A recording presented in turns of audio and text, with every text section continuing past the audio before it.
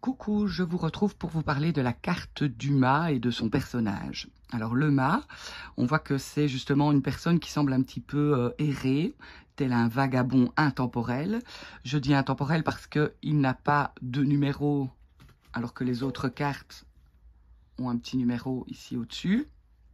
Ici le mât n'en a pas. Il est vêtu comme un troubadour, il aborde un costume de fou du roi. Et quel était le rôle du fou du roi au Moyen-Âge, puisqu'on parle bien du Moyen-Âge, c'est cette époque que nous vient le tarot. Eh bien, c'était celui de divertir, de raconter des histoires, et c'est exactement ce qu'il fait avec le tarot.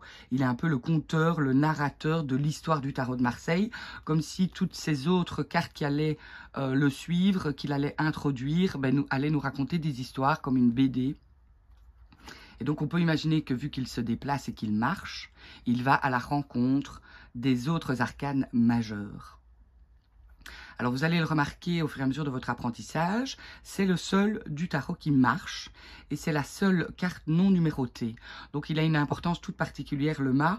D'ailleurs quand il sort dans un tirage, on dit que c'est 80% de l'interprétation du tirage. Il faut vraiment que cette carte-là ressorte et vous attire particulièrement parce qu'elle a une énergie bien puissante, puisque comme je vous ai dit, pas de numéro, le seul à se déplacer, et en plus ton corps occupe toute la carte de haut en bas, ce qui n'est pas le cas sur d'autres cartes, hein, vous voyez.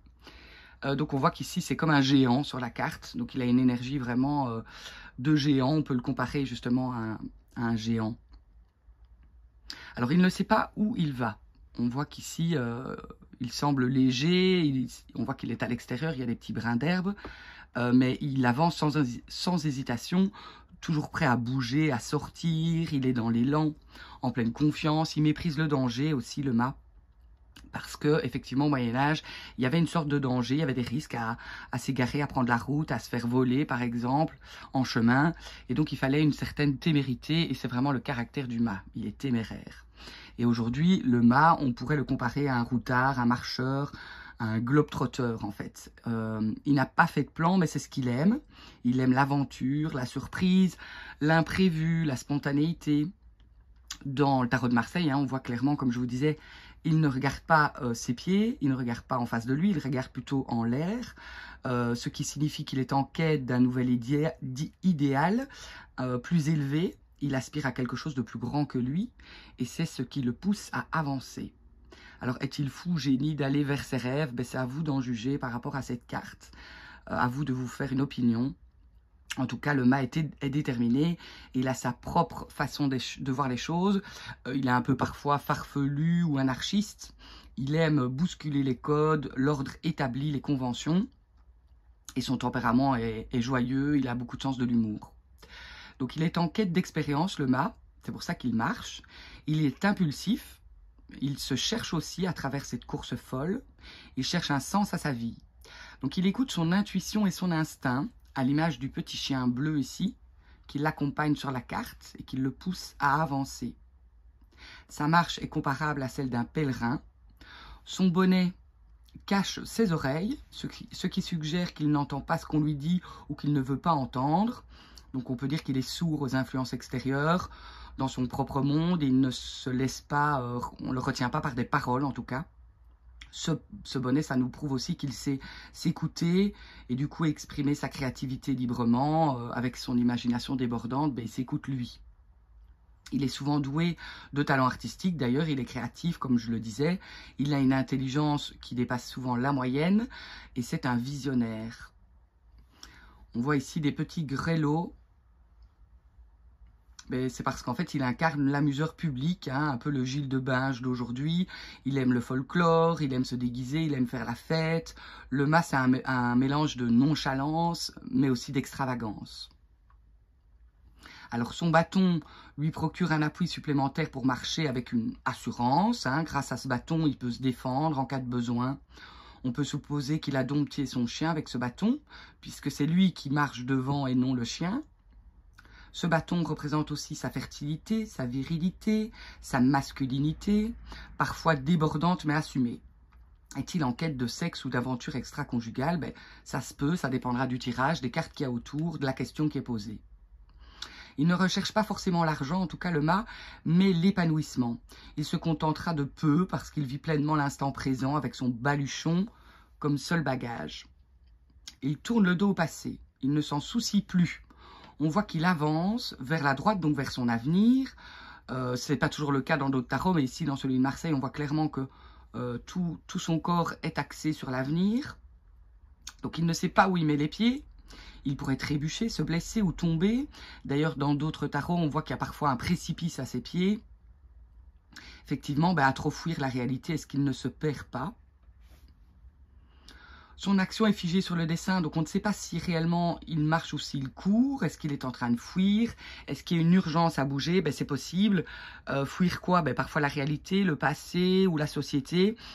Il suffit peut-être de regarder dans un tirage la carte qui précède pour voir ce qu'il est en train de quitter, pour voir ce qu'il est en train de fuir. En tout cas, il aime la liberté, son indépendance. Ce qui peut le rendre du coup un petit peu...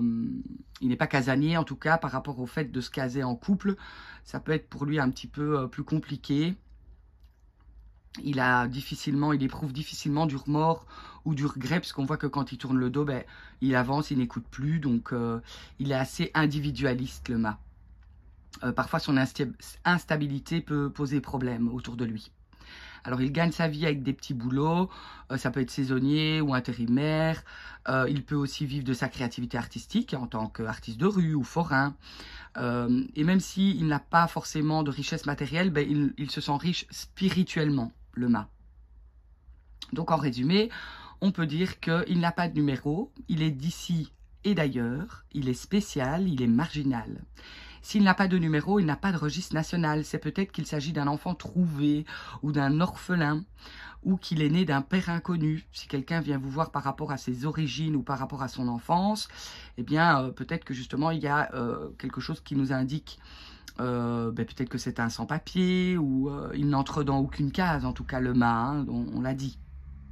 Donc cette carte n'est ni la première ni la dernière du jeu, mais elle peut être assimilée éventuellement à la 22e, si vous voulez par exemple faire un thème de naissance. Et avec la carte du monde, cette carte, en fait, on voit qu'elle forme une boucle. Je vous mettrai la petite vidéo en lien juste après, parce que j'ai pas la carte du monde ici tout juste à côté de moi. Dans les jeux de cartes traditionnels, le mât a donné naissance à des personnages comme le Joker, qui peut représenter d'autres cartes à volonté sans s'identifier à aucune autre. Donc le mât, dans un tirage, va nous parler d'une énergie, d'un élan immense. Où qu'on aille, il apporte avec lui une impulsion vitale. Il faut voir vers quelle carte il se dirige. Il la charge avec son énergie créatrice. S'il se sépare de la carte qui précède, il quitte une situation pour apporter ses forces à un nouveau projet, à un nouveau lieu, à une nouvelle relation. Donc ça peut être une libération, parfois c'est pas forcément une fuite, peut-être il se libère de quelque chose. Attention que si la carte sort à l'envers, vous l'avez compris déjà, à l'endroit le mât a tendance à être instable, ici on pourra parler d'une instabilité plus profonde, parfois de certains actes inconsidérés qui peuvent passer pour vraiment fou, de la folie, puisque cette carte s'appelle quand même le fou. Donc une idée d'errance de vie, de chaos, ou alors peut-être quelqu'un qui est pour le moment SDF ou vagabond, les punks à chiens, les personnes vraiment qui semblent perdues, désorientées. Il pourrait y avoir un sentiment exacerbé d'insécurité ou de danger avec cette carte à l'envers. En tout cas, on nous signale qu'il y aura un mauvais déplacement, un mauvais départ avec cette carte si elle sort à l'envers. Voilà. Voilà pour la carte du mât.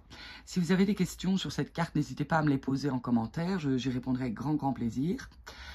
Et donc, je vous mettrai le lien aussi par rapport à la carte du mât qui forme un cercle avec la carte du monde. C'est le corps du chien, en fait, et la mandorle du monde, qui nous dit, en fait, qu'il y a un mandala dans le tarot de Marseille. Le tarot de Marseille est en fait un mandala. Il se reproduit à l'infini comme des schémas de vie et des choses comme ça, le cycle de la vie en fait.